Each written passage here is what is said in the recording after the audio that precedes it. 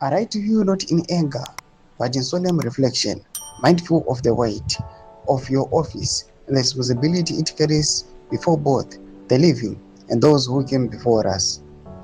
An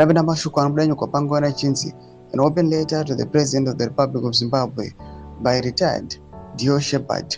Beso and not subscribe or like on the bell icon. Your Excellency, between the Zambezi and the Limpopo, God blessed a people and endowed them with what many nations can only dream of: vast mineral wealth, fertile land, the rich biodiversity, cultures and languages found nowhere else on earth. This was not by chance or accident of geography. It was God-ordained inheritance, deliberate, abundant, and sufficient for every Zimbo.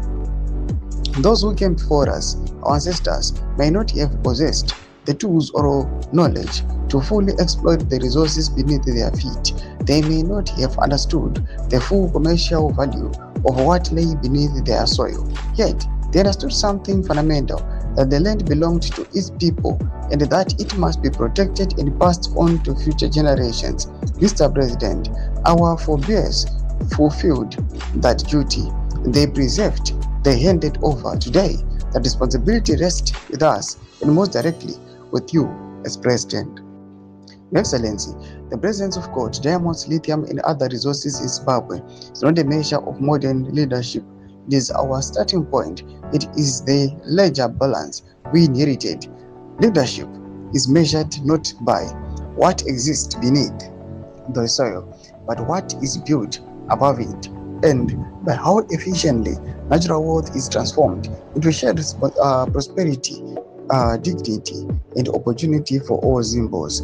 Where this transformation of levels does not occur, one question naturally arises: Mr. President, are we stewarding this inheritance or merely consuming it, and recklessly so? This is not simply an economic concern, it is a moral one, Mr. President. To lead Zimbabwe is to hold a sacred trust, to safeguard resources that are not personal, to exercise power that is not private, and to always act in the interest of both present and future generations. Mr. President, the instruments of the state, its land, its institutions, security apparatus exist to protect and uplift the people, not to distance them from the benefits of their own inheritance.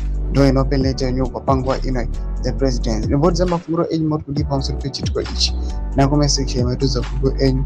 So subscribe or like, check on the bell icon.